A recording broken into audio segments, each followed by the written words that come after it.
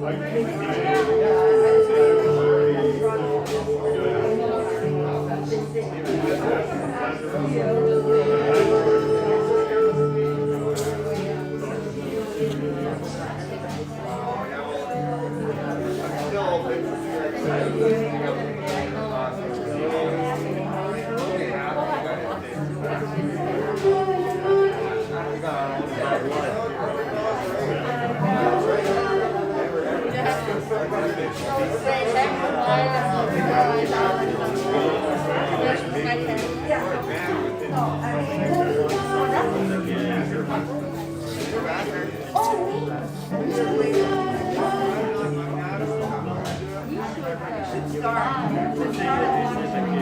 you like to start?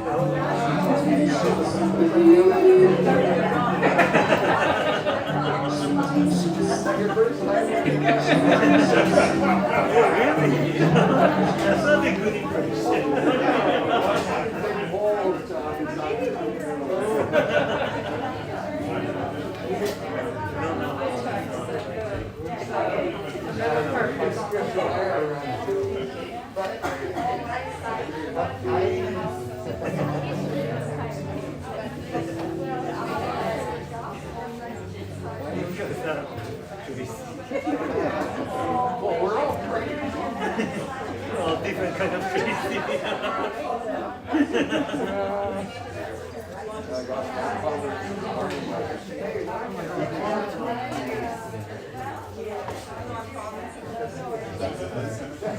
Hello, everyone. Welcome.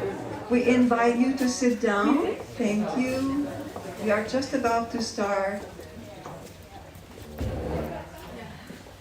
And those people who do not wish to be on live stream, you can sit in a way that you're not seen. But if it's not an issue, we are on live stream for those who are outside the room. Thank you. The camera is where Will is standing, on the left here. And Will is one of the Martin Brothers funeral services. And there's Jennifer standing by him. Welcome, Will, and welcome, Jennifer. Thank you.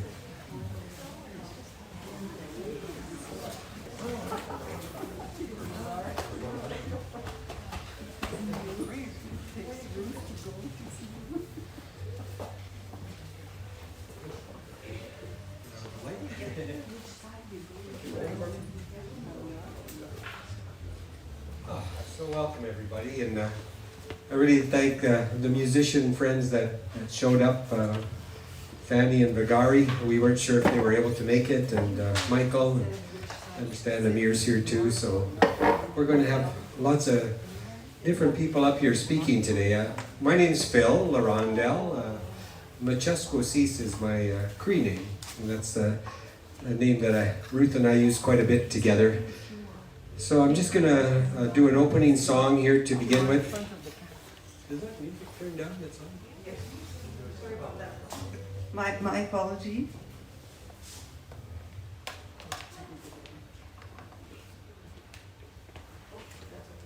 I won't need the mic. So this song, we know it as a cheap winter hawk, and we've sang it at different different places, sometimes graduations, sometimes weddings, and it's a little send-off for our beautiful grandmother, sister, relative.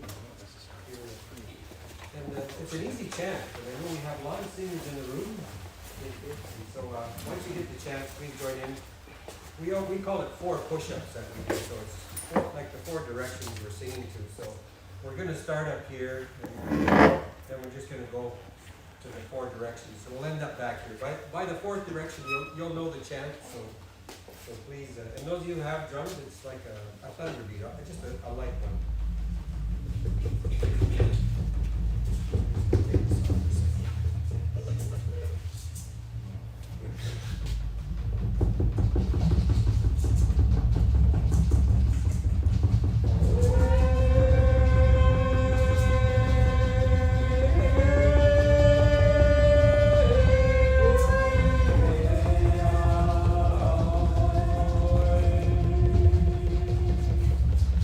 Word.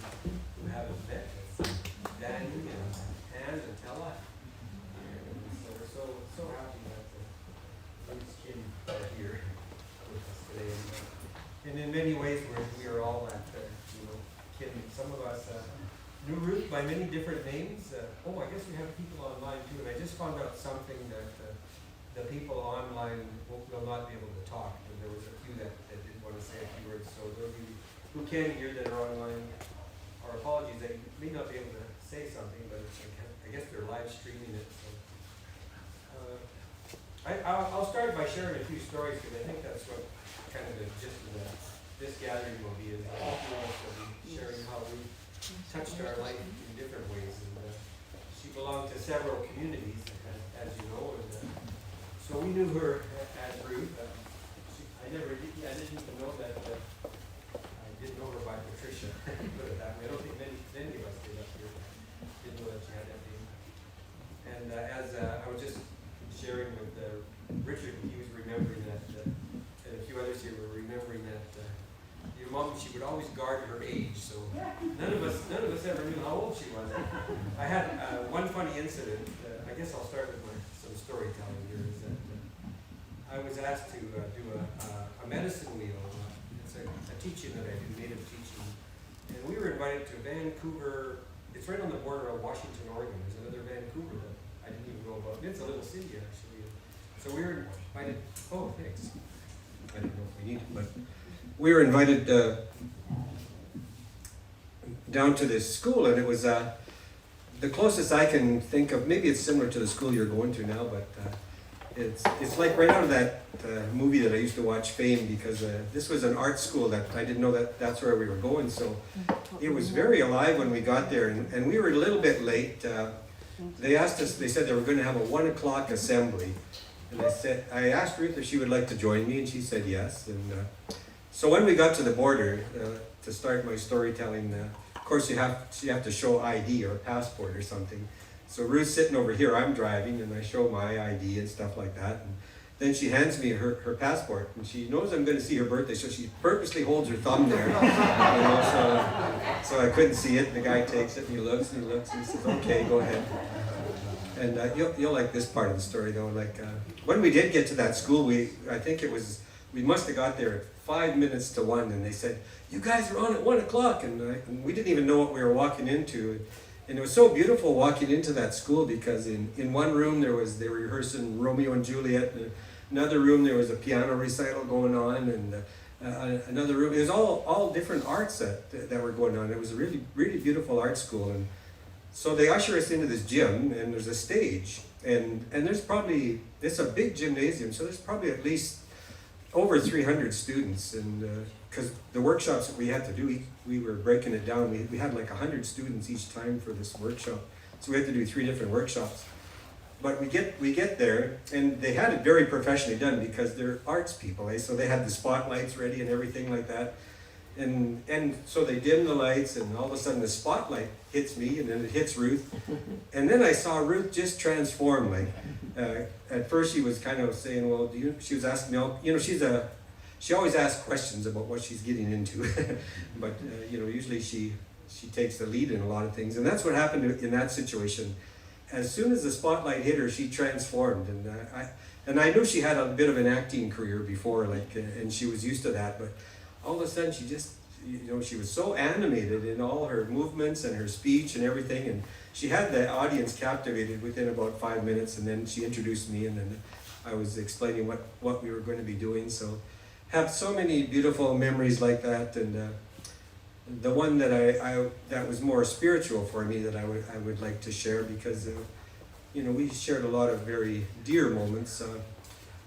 We had this woman named Karen who was an amazing songstress. She had this beautiful voice, similar to Fanny's. And so where did we go? It was somewhere near Pender Island, I know, but there was an island further out. So her dad had actually bought a small island, and I guess he used to be an MLA with the BC government at one time, this Karen. So there was 2 houses on this island, and we got there, and she said, "Oh, we have a canoe here," and I said, "Oh, well, do you want to try that, Ruth?" Because she was always a little daring, and we said, "Yeah, let's go." We finished our breakfast, and we got on this canoe, and it was one of those beautiful sunny days, and there was all little islands around this other island. So we found one island with this beautiful beach, and we pulled up pulled up on the beach and we got off there. And she had shared her name, Alapa, with me, which is more from her Sufi tradition. And so, I learned a lot from Ruth about Pir Vilayat Khan and some of the Sufi ways. And of course, some of you knew her Sufi readings that she used to do. And she had just shared that name. She says, well, I did receive this name many years ago. And I said, okay, let's do a little ritual here. And so I sat her down, and just like we went to the 4 directions with that song, I went to the 4 directions and I made a song out of her name, Alapa, and I was singing it to her, and I made sure I accentuated Alapa, so she could hear it from all different directions. And then I went above her head and said it, and I said, now the ground wants to say it to you. And then she did the same with me. I have my spiritual name from my grandmother is Machasko Sis, which means the swallow, the bird. And then we just shared that little ritual like that together, and it's something shifted in me that day. I don't know. It was like the name became more alive for me, and I think her name became more alive for her too. So it's almost like we helped each other out through something, or birthing each other. It felt like to me in that case. We have quite a few people here though, and I would just like to call on Monique to say a few words. Yeah, can I?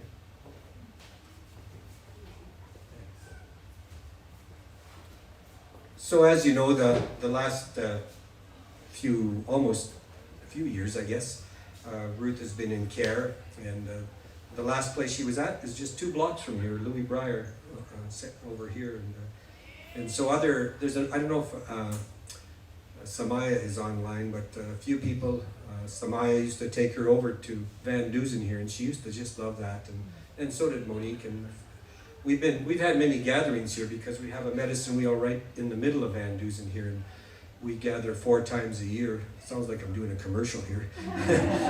So December, actually, we are going to be here, and I'll be remembering Ruth in a special ceremony at Van Dusen here.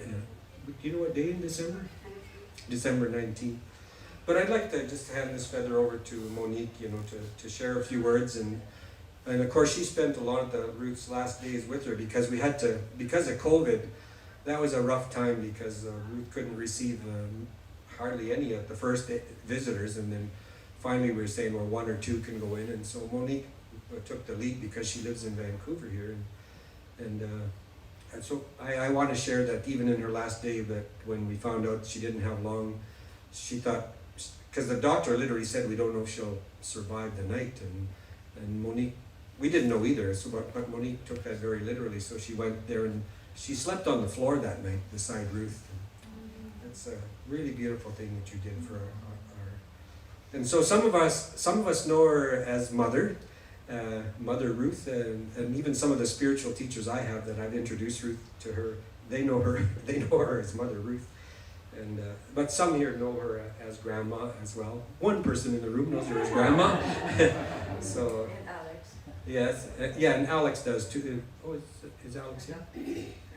Yeah, is he here? No, he's Oh. not vaccinated. Oh, okay. Yeah, so these names, like the name that came through me, because I said, I've been blessed the last few years to do that kind of work because I do a lot of work in the Native community, as you know, and been a Sundancer for 30 years. So after, I think, the first 20 years, I had this new gift given to me to pass on names as well. And something like that, though, for those of you, because there's mostly spiritual people in the room, is that it's not me, and I say, whenever you say that you got a name, don't say I gave it to you, say it came through me. And so the name that came through for Ruth was Singing Loon Sage Woman. So, she carried all these different names like Alapa and Singing Loon Sage Woman and Mother Ruth, and I guess is Taya online too? Oh, it's good, because there's another person, there's 3 of us at least that called her mother, and she was like our spiritual mother. But for Ruth and I, sometimes with Native teaching, sometimes she would call me Dad, sometimes she'd call me her son, sometimes she'd call me, just Phil. So we could dance that way. We could play with all different names and relate to each other in those ways as well.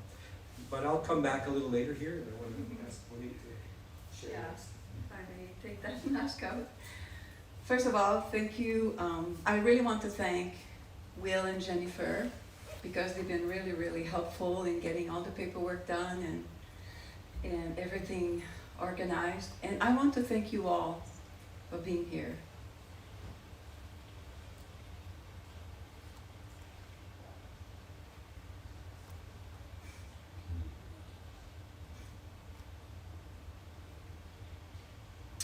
An angel just passed, and I called the soul of Ruth to be with us,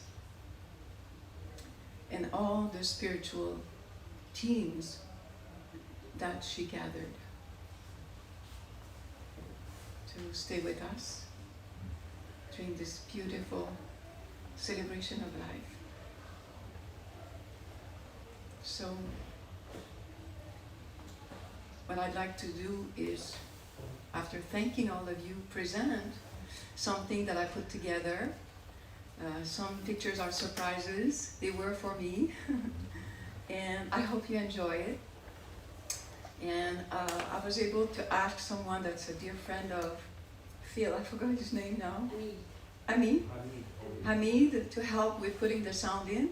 But I forgot to ask him. I received beautiful pictures also from Nader that sent me lots of beautiful pictures, and I forgot to ask to carry the sound through. So, and also, yeah, well, it has music, but at some point it will stop, just a technical issue. And so, yeah, about her age, now you all know, because it's right there.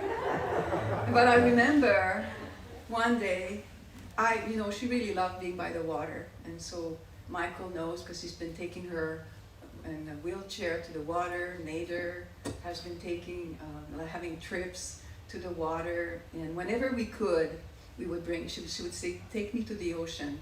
So at the very end, there's a song, Je voudrais voir la mer. Je voudrais voir la mer. Je voudrais voir la mer et danser avec elle pour éloigner la peine. So that means I would like to see the ocean to take away my sorrow, to take away my suffering.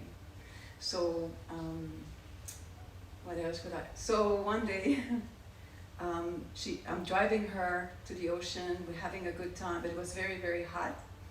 And like right in the car coming back, she had a stroke. And so I took her directly to the hospital. And again, same thing. I'm supposed to go and get some medication before she leaves the hospital. And I have everything in my hands. Her care card and her date of birth. And I look at it and go, oh my God. I never knew. Like, I thought she was in her 60s, and she would have been at the time in her 80s. And so I phoned Phil. I don't know if you remember that. I phoned Phil. He says, oh my gosh, we need to treat her well. I mean, really well. And it's exactly what she did not want. She did not want a special treatment of an old lady. And I also remember, we would go, because she liked to go out, but she was having more difficulties with traveling with her hips and arthritis and so forth. So I would, very gently and happily drive her. We would go to see a movie. And same thing, she would get senior discount. And she would walk in front of me, and she would speak in Katimini like, and that meant, can you please give me the senior discount? I had no idea at the time, because I met her when I was very, very pregnant. I'll tell you how I met her. I was very pregnant with Alex, and he's 28, so I was 29 years ago. And we were in the same hypnotherapy class, because she loved counseling and hypnotherapy, and I did too. And she wanted to say, I have to meet your baby. I have to see, because she loved babies. That's one thing, and we know that, the babies bring us so much joy. And so we started connecting that way, and I would exchange massage, because at the time I was doing massage, and she would exchange some Sufi reading with me or inviting me for tea, and that's how it started. And then I think at the time I also met Phil. She said, "Oh, you know Phil." So that's how we all met together. First for me it was hypnotherapy, and then I met Phil, and then she met the circle, and it carries on. And I want to show you the PowerPoint, so I'm going to stop.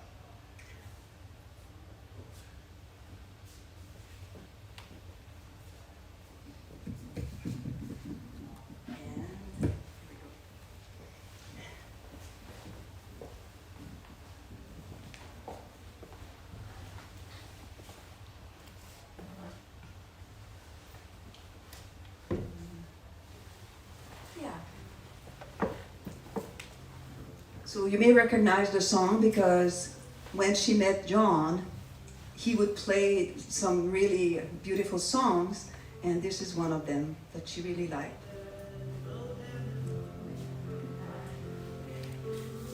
And I lowered the music so we can carry on with the...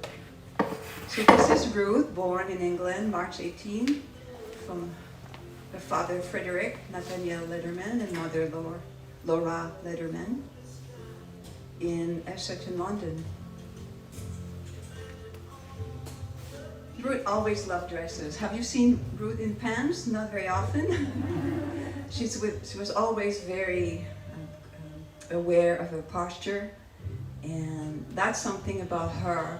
The way she stands, the way she presented herself was always impeccable. And that's where she learned French.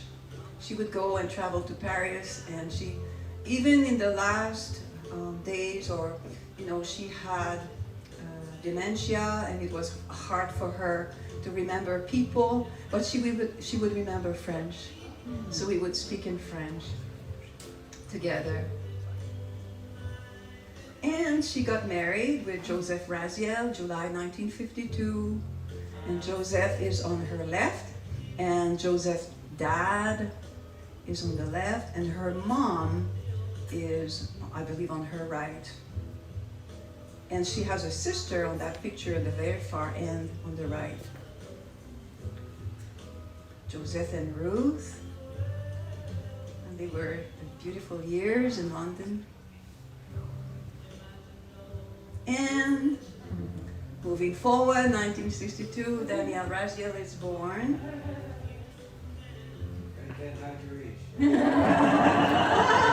Sorry about that. And this is a very precious time. We found these pictures as, we had to move Ruth out of her out of her home, and move her to at first at the hospital, and then they found the Louis Breyer as more of a permanent house for her, permanent home. Sorry? That's Israel, right? And that's New York on the left. Oh, really? Yeah. Okay, thank you. Thank you, Dan. Can you repeat that? I didn't hear what he said. People want to know. No, you could repeat what he said. Yeah. On the left? Yeah. Oh, I said on the left, that's New York City, and on the right is Israel. Oh. Okay. Thank you for that detail. And she worked as a journalist for the Jewish Chronicle. Yeah. That's a picture was taken in 1972. And this is the beautiful Danielle.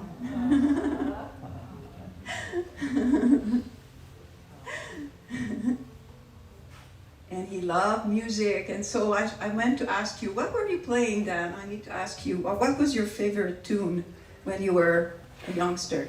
I don't know. That is the balcony in Toronto, and I still have that guitar and played it yesterday. Okay, Yeah, good.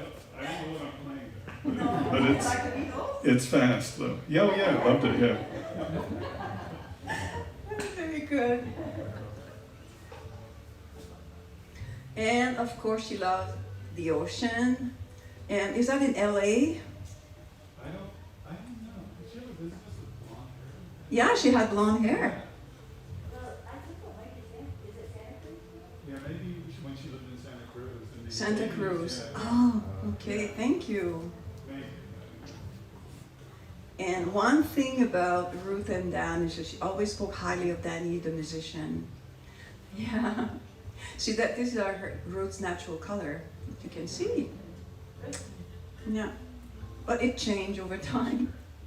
So this is when the baby Ella was born. Listen to that music.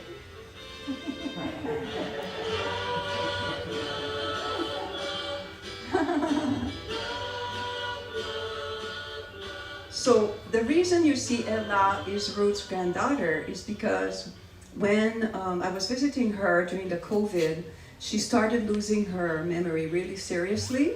So I built an album for her, and I would introduce all the people that she loved.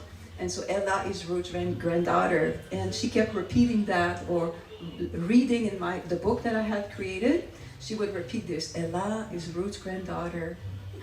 And that's how we communicated through the album, because she couldn't answer questions much anymore.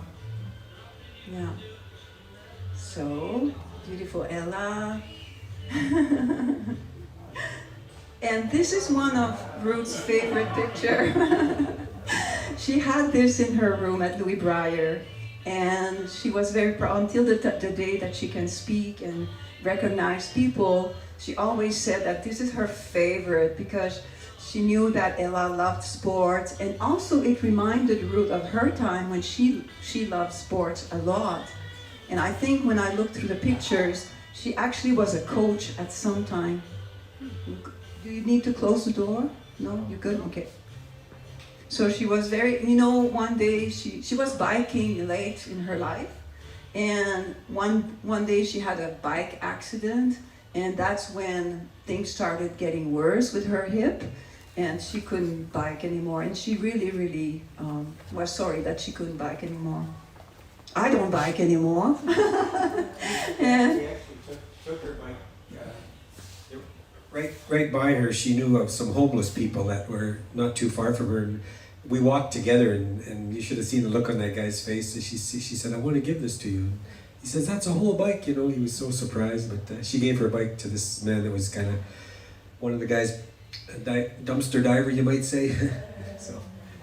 yes, one thing about Ruth, she liked to give things away, like lots. She liked to give gifts to people. Even though she always lived very modest life, she liked to give things away. So this is Ella at university, the Ella that we see today. And this is when, this is a picture of Phil and Ruth, and like a special friendship that Phil talked about, a very special friendship that started 30 years ago. And it was always quite touching. I always think, oh, they've been together in many lifetimes, not just this lifetime. So you'll see more pictures. And this is one of, if Aline is watching on live stream, many gatherings. So we see here, there's Aline in the back, and Lucy and Emma Rose and Phil and Giselle and Ruth and Ron and Alex with his funny face. And I believe it's Lucy's brother. Yeah, Lucy's brother, yeah? Next to Alex, who's making a funny face. Yeah. And we had many gatherings. Also, we had many beautiful gatherings at Peter's. Peter is here. Many gatherings, ceremonies, birthdays. And yeah, many people here. Yes. So thank you, Peter, for hosting all these beautiful gatherings. Yeah, Javier and Sharon and Richard and Stephen and Heather in the back next to, on the right of Ruth. Ruth, Phil, Linda, Emma Rose, Ron, Lucy, Giselle. And in the shadow, there's Tom and Alex that went by the name of Dali earlier. So a very special very special little girl, Aline's granddaughter, Kishan. They always had a good time together. And Ruth, Alex, and Kishan.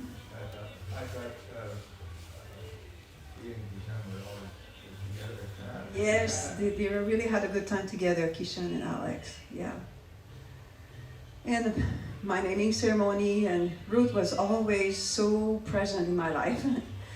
When I graduated from university for my PhD, she was there. So it was she was really like a mother for me, definitely. She even came to White Horse for a conference with me because she was part of a play that I put together about environmental issues, and yeah, she was it.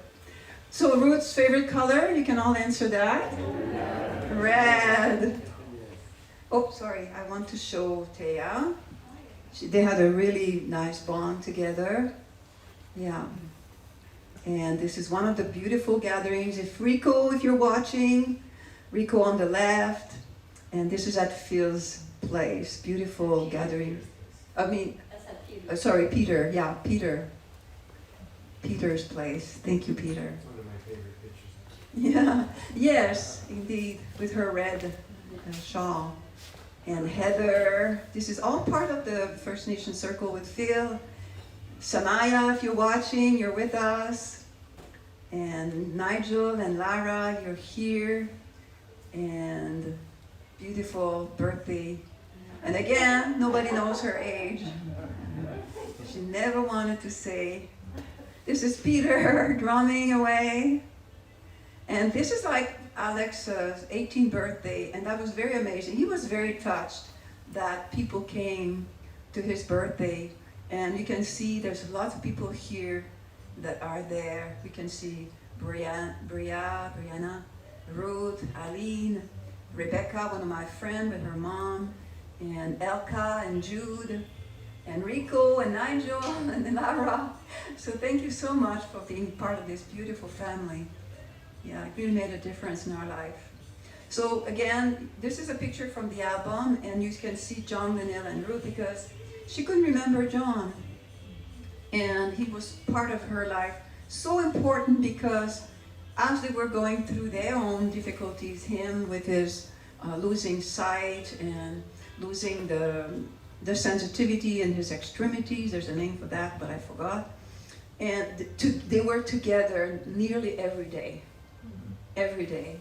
He lived nearby, and she would call a special taxi that's called Uber, I think it's called Uber, and she would wait outside. She would wait outside on the street to welcome him because he couldn't see, so she would see the Uber taxi coming, and she would say, "I'm here." She would take his hand out, and every day, and they would go to a coffee place on Canby Street every day. So he became like a really solid comfort in her life. So thank you, Nader, for the beautiful pictures. Nader, John, Ruth, and Alex. Many outings. Thank you so much. You really made a difference in her life. Yeah. Yeah. She was happy. But walking was difficult. You know, she needed her walking aid. So John and Alex in one of the gatherings, this is at Lucy, yeah? And we always had a really good time. And John and Ruth. And one of those gatherings and at the community center, one of those Christmas, she loved dancing. So anytime we could have a dance together, she was happy. Even flamenco. Yeah. Yeah. So thank you again. So this is when she went to Louis Breyer. And I would like you to take a moment because her life really started changing then. But the next slide, take a moment to read it. And we'll read it silently. It's in a special book. I had created a book for her to write things and for us to write things. This is what she wrote.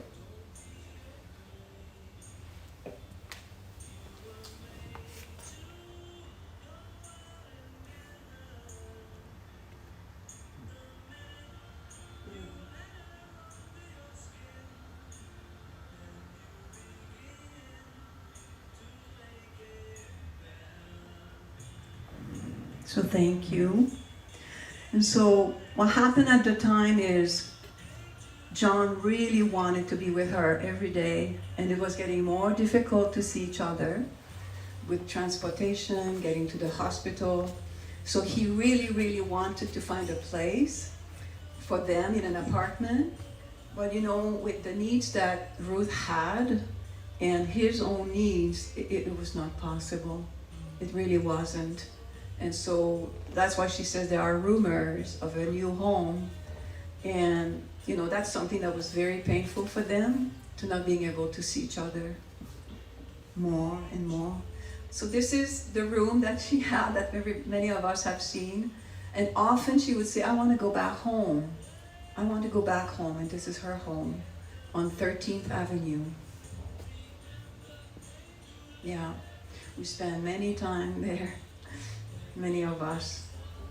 Even though it was a small space, a bachelor, she would hold dinners, gatherings, and counseling sessions, yes.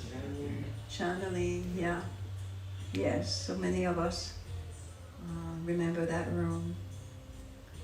And this is one of the visits of the family, and one of the last gathering, I presume, yes, until today. And again, the last time that Dan came, when she was somewhat responsive with her language and speech, but she could not recognize any of us. And she kept asking, are you related? And I thought, well, he's my brother, really. He's like a brother. If I'm her daughter, that makes him my brother.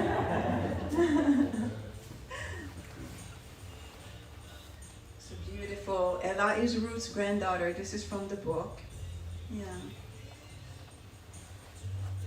And you know, to help an elderly that loses language and cognitive facilities, to bring an album really was something important.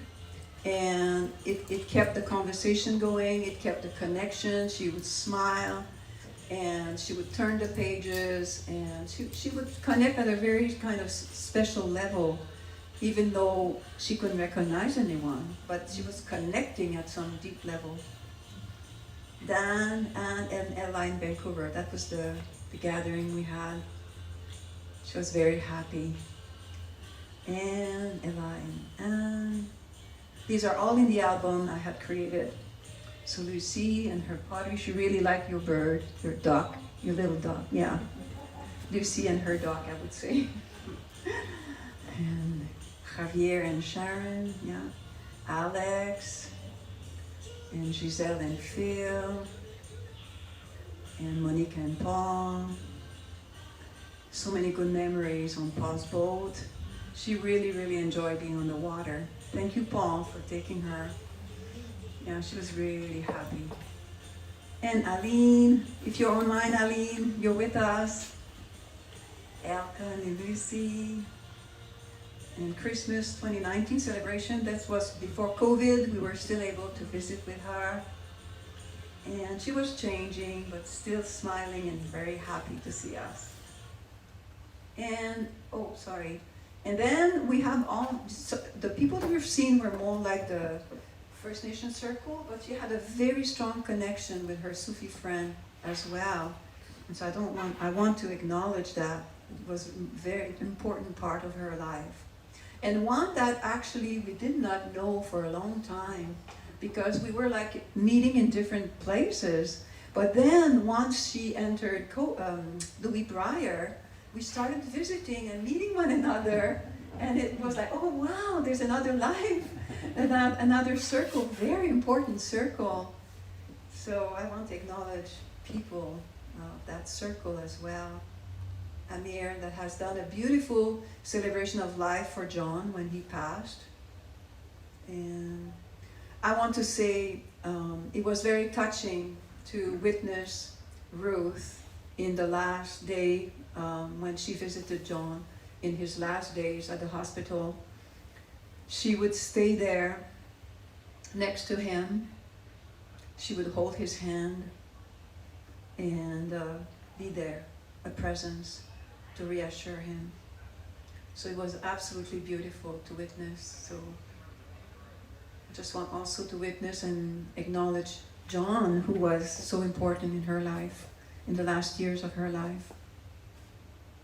And this was a March 18 at Louis Breyer, beautiful gathering again, beautiful circle. She was very happy. Thank you for joining her. And so these are Nader's pictures, thank you. Yeah.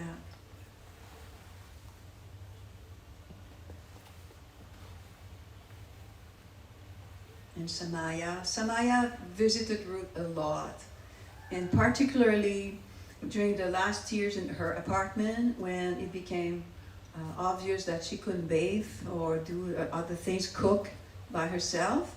And Samaya was amazing. Yeah, she really, really helped. Yeah. Nader, thank you. I'm sorry, I don't know the name of the lady.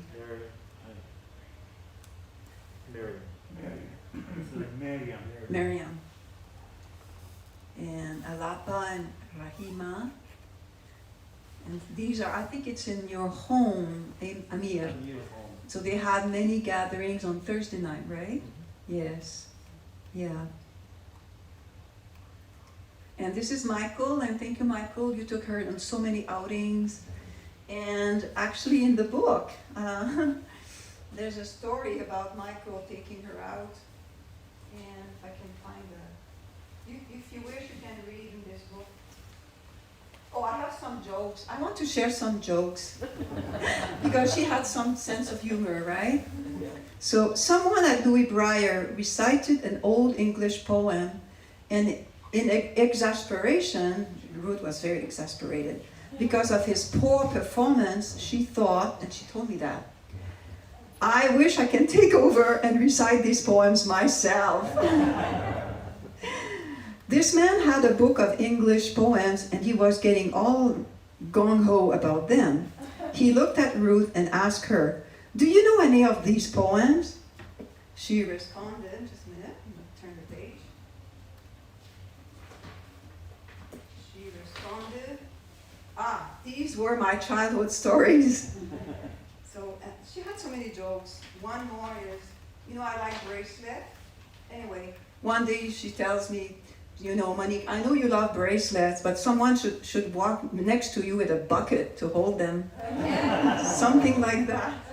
So in the book, I have all kinds of other stories. Job 16, let me see. One more.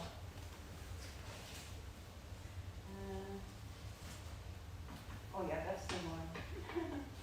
You can look through this book. Well, I guess the people online aren't seeing the presentation, you just have a little email. no, I think they're seeing it. They Yeah, can they're see the seeing No, it. I'm just hearing someone, they're not seeing it. Someone just texted me and they're not seeing it. They're not seeing the PowerPoint? You can see the PowerPoint, absolutely. Oh, okay. Okay, one more joke that she told many times actually because I heard her.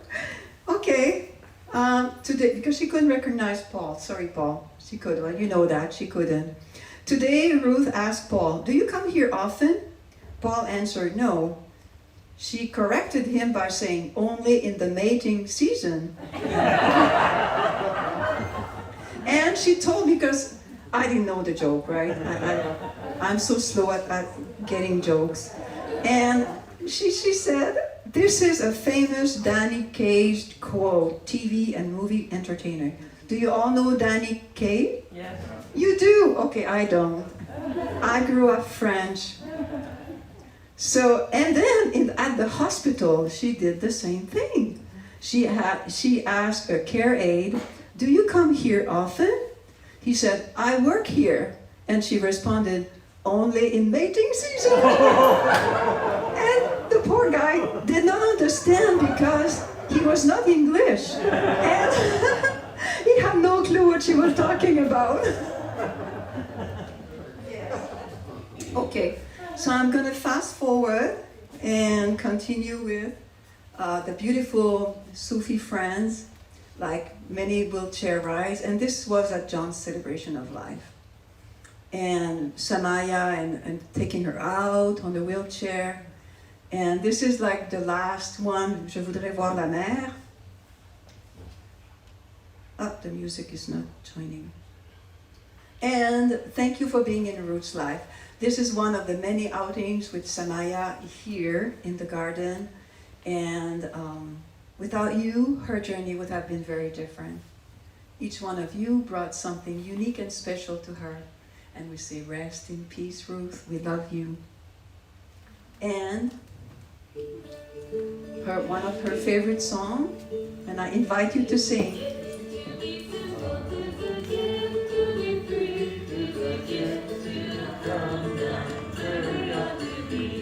And when we get to the place just right, to be in the valley of love and delight, when true simplicity is gained, to bow and to bend we shall not be ashamed.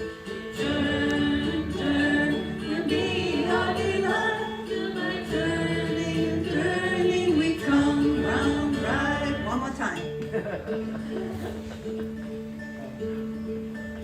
Gift to be simple, tis a gift to be free, tis a gift to come down where we ought to be. And when we get to the place just right, we'll be in the valley of love and delight. When true simplicity is gained, to bow and to bend we shall not be ashamed. Turn, turn, will be our delight, till by turning, turning we come round right. Et voilà. Merci beaucoup.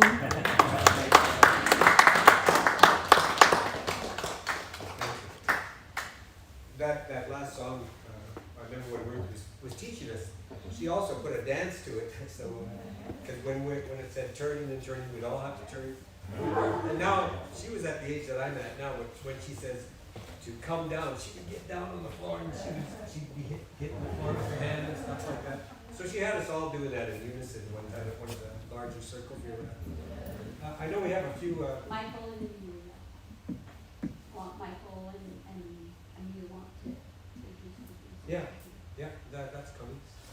I did speak to Michael and Amir earlier because we were trying to divide it up to this part of Ruth's life and then her Sufi friends. But before, just the last person that I want to call for this part of the presentation is Peter Frey. I just wanted to ask you to come and say a few words. And Peter was often the photographer too of some of these pictures from his place, and many feasts at his place, many birthday parties we held for Ruth at Peter's place. So I'd just like you to just share a few words.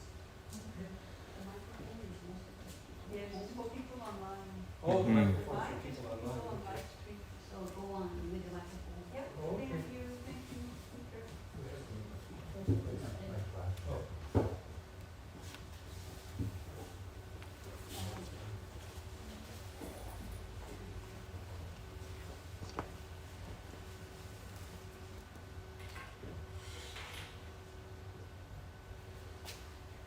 Hello, I'm Peter, and this morning I was thinking of Ruth, and I think I did Yeah. myself, yeah.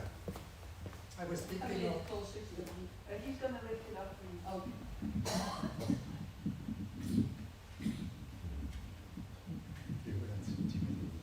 I'm not used to this, I'm not used to speaking in front of people. And closer. Still closer. Is this good enough? And I was thinking of Ruth in the morning. I often sit and I had a very vivid image flashing up in my mind. It was an image of Ruth, and when she was much younger. And now looking at these photographs, I can see, oh, this must have been when she was maybe, I don't know, 30 or something like that, with the hair that I didn't recognize.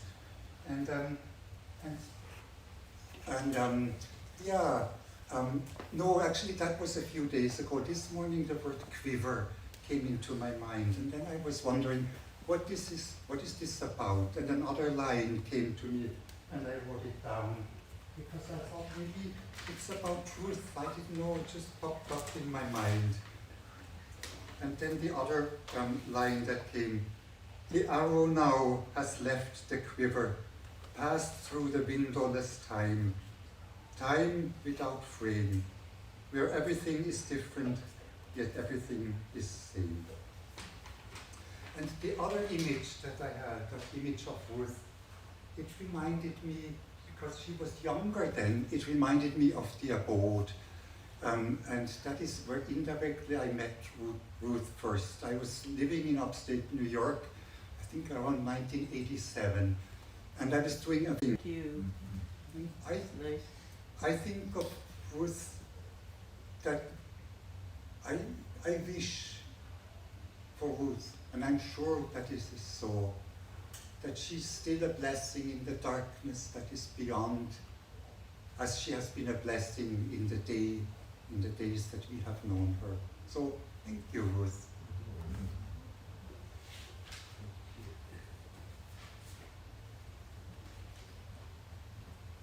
So this is kind of the first half of what we had in mind. And I think one way to transition, and I want to turn this over to Amir, but I would like to ask Fanny and Bagari to, have a tune as a transition, and then later at the end, we will probably ask you to say a few words as well, after Amir and some of the Sufi people have spoken. So, and while there's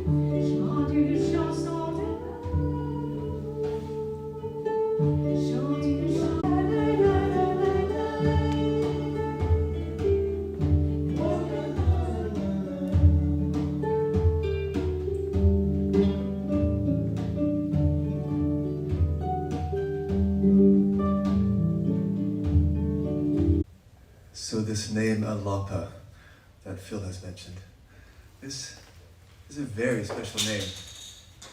And the name comes from a musical term. And I don't know if people actually have been calling her Alapa all these years know this, but the alap in classical Indian music is that initial really cosmic portion of a classical Indian music piece that has no rhythm to it. The drummers are not allowed to play. It's simply, if it's Ravi Shankar, it was the sitar, or Ali Akbar Khan, it was the sarod, or any instrument. It was just that instrument. And the purpose of the alap is to tune. It's the tuning. So in a very broad sense, not maybe literally to the word alap, but in a broad sense, Ruth's Sufi name meant that she was the tuner. And I thought, how's a really good name? It's a really good name for her. And I'll wake up in the morning and there'll be something there, and it always begins with a word. Like when I write a poem, it always just begins with one word. And I said, when I wake up, there'll be a word there. So the word I woke up with was irascible. And I thought, see, that's a word I haven't used for a very long time. I'm not sure how to spell it, and I'm not entirely sure how to define it even.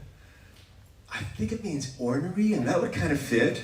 You know, that would work for Ruth, and you know, like impish or something. And then I looked it up, and it was a little bit harsher actually. It was, irascible is like really easily annoyed and grumpy and cantankerous, and it had all those meanings. But I thought, no, that ornery thing was really what I was looking for, because some notes here somewhere. But you know they called Shams of Tabriz irascible. I have no doubt that they did, because he was really irascible, and so that was the first thing. Her pushing and shoving. I was younger, much younger, like in my 20s, or maybe my early 30s by then, and I took myself very seriously. You know, I took my role very seriously, and she took herself very seriously. And you know when that happens, sometimes things can rub a little bit, and so we had this really interesting evolution together. And let me see what came to me this morning about that. So yeah, that's the irascible part. You know, where there was something in my personality that really annoyed her a lot, and something in her personality that really annoyed me a lot.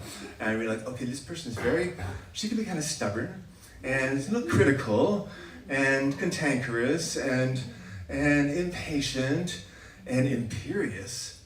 And I thought, oh, she's so much like my mother.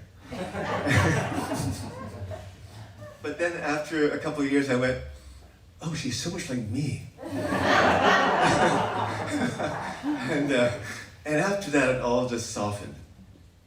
When I really realized that she was just like me. And can somebody give me a glass of water? This is D major. You want to join me that? D major? Yeah, it's D, right? Yes, it is.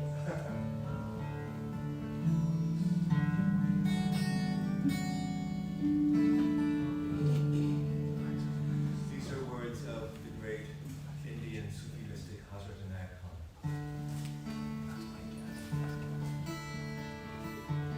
In the swinging of the branches, in the flying of the birds, and in the running of the water, beloved, I see thy waving hand, bidding me goodbye. I see thy waving hand, beloved.